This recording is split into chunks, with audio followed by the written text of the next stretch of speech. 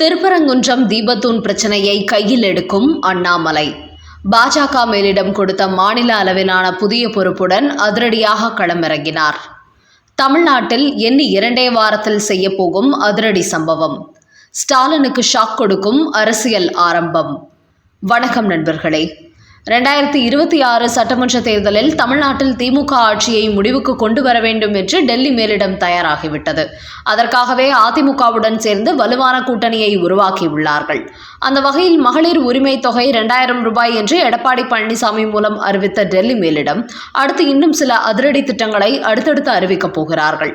அதற்கு முன்னதாக தமிழக பாஜகவில் அண்ணாமலைக்கு 6 தொகுதிகளுக்கான பொறுப்பாளர் பதவி கொடுத்த நிலையில் அதை அவர் ஏற்க மறுத்தார். இந்த நிலையில் சமீபத்தில் டெல்லியிலிருந்து தமிழகம் வந்திருந்த பாஜக மேலிட பொறுப்பாளர் PL சந்தோஷ் தலைமை நடந்த ஆலோசனை கூட்டத்துக்கு பிறகு அண்ணாமலைக்கு தமிழகம் தழுவிய புதிய பொறுப்பு வழங்க இருப்பதாக கூறப்பட்டது.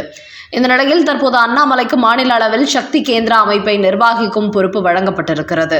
நேற்று முன்தினம் இரவு நடைபெற்ற பாஜகவின் வீடியோ கான்ஃபரன்ஸ் கூட்டத்துக்கு பிறகு இது அறிவிக்கப்பட்டிருக்கிறது. இந்த சக்தி கேந்திரா அமைப்பின் மூலம் தமிழ்நாட்டில் உள்ள 22,000 சக்தி கேந்திரங்கள், 68,000 ஓட்டுச்சாவடிகள் குழுவாக செயல்படுத்தி தெருமுனை கூட்டங்கள் நடத்த உத்தரவிட்டுள்ளார் அண்ணாமலை.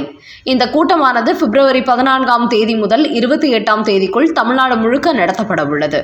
இந்த கூட்டங்களில் பாஜக நிர்வாகிகள் பெரிய அளவில் கலந்து கொள்ள வேண்டும் என்றும் தெரிவிக்கப்பட்டுள்ளது. அது மட்டுமின்றி இந்த சக்தி கேந்திரா தலைமையில் நடக்கும் கூட்டங்களில் 80 பேச்சாளர்களை பட்டியலிட வேண்டும் என்று கூறியுள்ளார் அண்ணாமலை.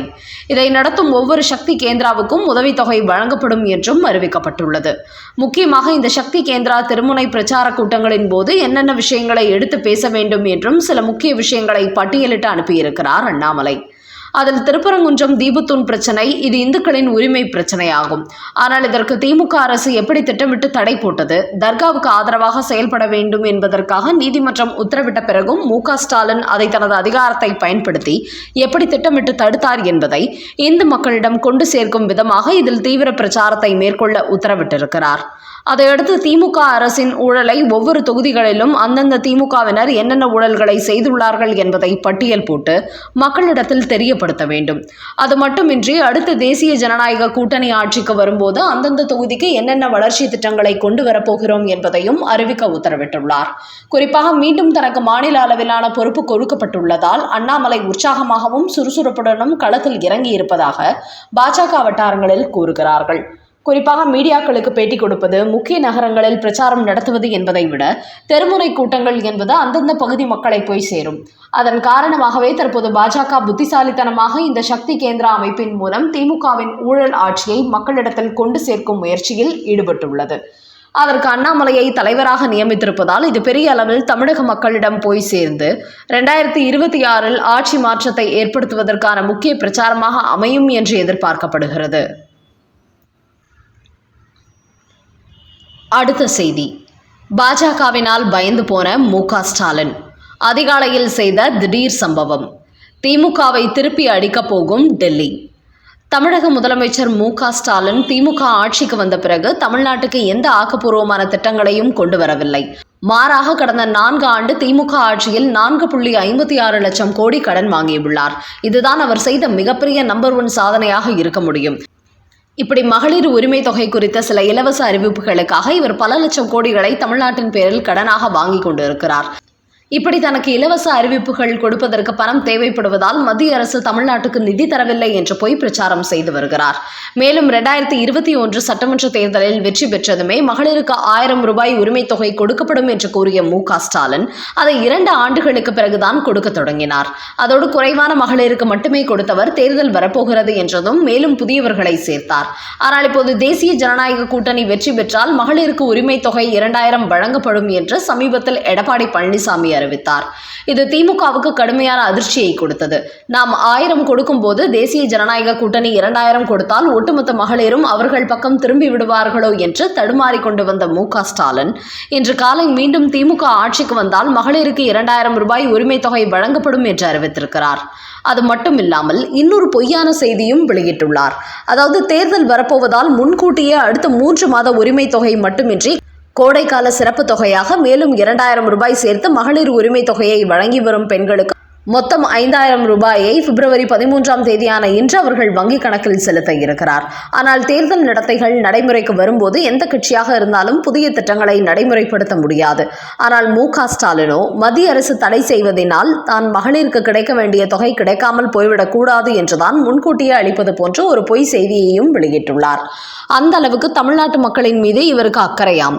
தெருவுக்கு தெரு டாஸ்மாக் கடைகளை திறந்துவிட்டு தமிழ்நாட்டு ஆண்களின் வருமானத்தை எல்லாம் அட்டை பூச்சி போன்று உறிந்து கொண்டிருக்கும் மு.க. ஸ்டாலின் இப்படி பெண்கள் மீது தான் அக்கறையோடு இருப்பது போன்று ஒரு நாடகம் போட்டுள்ளார். அது மட்டுமின்றி இந்த 5000 ரூபாயை அவர்களின் வங்கிக் கணக்குகளில் வழங்கிவிட்டு தமிழ்நாட்டு பெண்களின் ஆதரவோடு மீண்டும் தமிழ்நாட்டில் திராவிட மாடல் ஆட்சி வரும், அப்போது தமிழ் சகோதரிகளுக்கு மாதம் 2000 ரூபாய் கொடுப்போம் என்று வாக்குறுதி கொடுத்திருக்கிறார் ஸ்டாலின். அந்த அளவுக்கு எடப்பாடி பழனிசாமி மூலம் 2000 ரூபாய் மகளிர் தொகையை தேசிய ஜனநாயக கூட்டணி அறிவித்ததும் மு.க. ஸ்டாலினுக்கு தோல்வி பயம் அதிகரித்துவிட்டது. அது மட்டுமின்றி பீகாரில் சுய தொழில் தொடங்கும் மகளிருக்கு தேர்தல் முன்பு 10,000 ரூபாய் அவர்களின் வங்கிக் கணக்கில் வரவு வைத்தார் பிரதமர் மோடி. அதேபோன்று தமிழ்நாட்டிலும் பாஜக சார்பில் 1 கோடி பெண்களுக்கு மேல் அவர் வங்கிக் கணக்குகளில் 10,000 ரூபாய் வரை வரவு வைக்கப் போகிறார். அதனால்தான் முந்திக் கொண்டு 3 மாத உரிமை தொகையை சேர்த்து இப்போது வழங்கியுள்ள ஸ்டாலின் கூடுதலாக 2000 ரூபாய் கோடையில் பெண்கள் வெயிலில் வேலைகளுக்கு செல்ல முடியாது என்பதற்காக வழங்குகிறேன் என்று சொல்லி 5000ஆக வழங்கியிருக்கிறார். இந்த நிலையில் அடுத்தபடியாக பாஜகவும் அதிரடியான அறிவிப்புகளை வெளியிடப் போகிறது. அடுத்து பிரதமர் மோடி மார்ச் 1ஆம் தேதியில் மதுரையில் நடக்கும் பிரச்சார கூட்டத்தில் பங்கேற்கும் போது மகளிருக்கு வங்கிக் கணக்கில் 10,000 செலுத்தப்படும் என்கிற அறிவிப்பை வெளியிடப் போகிறார். அது மட்டுமின்றி மகளிர் உரிமை தொகை 2000 மட்டுமின்றி இன்னும் பல அதிரடியான அறிவிப்புகளையும் தேசிய ஜனநாயக கூட்டணி அடுத்தடுத்து அறிவிக்கப் போகிறது. மேலும் 5000 ரூபாய் பெண்களின் வங்கிக் கணக்கில் செலுத்தி இருப்பதாக மு.க. ஸ்டாலின் வீடியோ வெளியிட்டுள்ள நிலையில் அவர் அப்பா வீட்டு பணத்தையா கொடுக்கிறார், தமிழ்நாட்டு ஆண்களிடம் டாஸ்மாக் மூலம் முறிந்து எடுத்து அதை மீண்டும் அவர்களுக்கு கொடுப்பதை என்னவோ தனது பாக்கெட்டிலிருந்து எடுத்துக் கொடுப்பது போலவே சொல்கிறாரே என்று பலரும் விமர்சிப்பதோடு டாஸ்மாக் கடைகளில் இன்னும் பெரிய அளவில் வியாபாரத்தை அதிகரிக்கப் போகிறார்கள். இன்னும் புதிதான பெயரில் டாஸ்மாக் கடைகளை தொடங்கி தமிழ்நாட்டு ஆண்கள் சம்பாதிக்கும் மொத்த பணத்தையும் பறிக்கப் போகிறார்கள். அது மட்டுமின்றி 1,01.31 கோடி மகளிருக்கு உரிமை தொகை கொடுப்பதாக சொல்பவர்கள் அது குறித்த பட்டியலை இப்போது வரை வெளியிட்டதில்லை. மிக குறைவான பெண்களுக்கு மட்டுமே கொடுத்துவிட்டு 1.31 கோடி பேருக்கு கொடுத்ததாக பொய் தகவல் வெளியிடுகிறார்கள். அதோடு ஒருவேளை 2026 சட்டமன்ற தேர்தலில் திமுக வெற்றி பெற்றுவிட்டால் அடுத்த 2 ஆண்டுகளுக்கு உரிமை தொகை கொடுக்க மாட்டார்கள். இப்படிதான் திமுக கடந்த காலங்களில் மக்களை ஏமாற்றி வந்திருக்கிறது என்பதையும் தமிழ்நாட்டு மக்கள் புரிந்து கொள்ள வேண்டும். அதனால் மு.க. ஸ்டாலினை நம்பி மோசம் போய்விடாதீர்கள் என்று பலரும் இதற்கு எதிரான விமர்சனங்களை வெளியிட்டு வருகிறார்கள். சர்வே முடிவு கொடுத்த அதிர்ச்சி, மு.க. ஸ்டாலினுக்கு வந்த தோல்வி பயம். தமிழக முதலமைச்சர் மு.க. ஸ்டாலின் கடந்த 2021 சட்டமன்ற தேர்தலுக்கு முன்பு அனைத்து இல்லத்தரசிகளுக்கும் மாதந்தோறும் 1000 ரூபாய் உரிமை தொகை என்று சொன்னது தேர்தலுக்கு பிறகு தகுதி வாய்ந்த மகளிருக்கு மட்டுமே என்று சொல்லி அதுவும் 2.5 ஆண்டுகளுக்கு பிறகுதான் கொடுக்க தொடங்கினார். ஆனால் இப்போது 2026 சட்டமன்ற தேர்தல் வரப்போகிறது என்பது இன்றைய தினம் 5000 ரூபாயை பெண்களின் வங்கிக் கணக்குகளில் செலுத்தியிருக்கிறார். இது அரசியல் கட்சி தலைவர்கள் மத்தியில் கடுமையான விமர்சனங்களை ஏற்படுத்தியிருக்கிறது. இது குறித்து எடப்பாடி பழனிசாமி கூறுகையில் மு.க. ஸ்டாலினை தோல்வி பயம் என்னவெல்லாமோ செய்ய வைக்கிறது. ஆட்சிக்கு வந்து 28 மாதங்கள் வரை 1000 ரூபாய் கொடுக்காமல் இருந்துவிட்டு இப்போது 3 மாத தொகையோடு கோடைக்கால சிறப்பு தொகையும் கொடுக்கிறார். இதுக்கு முன்பெல்லாம் தமிழ்நாட்டில் கோடைக்காலமே வந்ததில்லையா? அப்போதெல்லாம் ஏன் மு.க. ஸ்டாலின் மகளிருக்கு 2000 ரூபாய் கொடுக்கவில்லை என்று கேள்வி எழுப்பியிருக்கும் எடப்பாடி, அதிமுக 2000 உரிமை தொகை என்று சொன்னது மு.க. ஸ்டாலினுக்கு பயம் வந்துவிட்டது. அதனால்தான் இப்போது 1000 ரூபாயை 2000 என்று அறிவித்திருக்கிறார். கடந்த தேர்தலுக்கு முன்பு அனைத்து இல்லத்தரசிகளுக்கும் 1000 ரூபாய் என்று சொன்னதிலிருந்தே பல்டி அடித்துவிட்டார் மு.க. ஸ்டாலின். ஆனால் எங்களை பொறுத்தவரை அறிவித்தபடி அனைத்து ரேஷன் கார்டுகளுக்கும் 2000 ரூபாய் கொடுப்பதில் எந்தவித மாற்றமும் இல்லை என்று எடப்பாடி பழனிசாமி தெரிவித்துள்ளார்.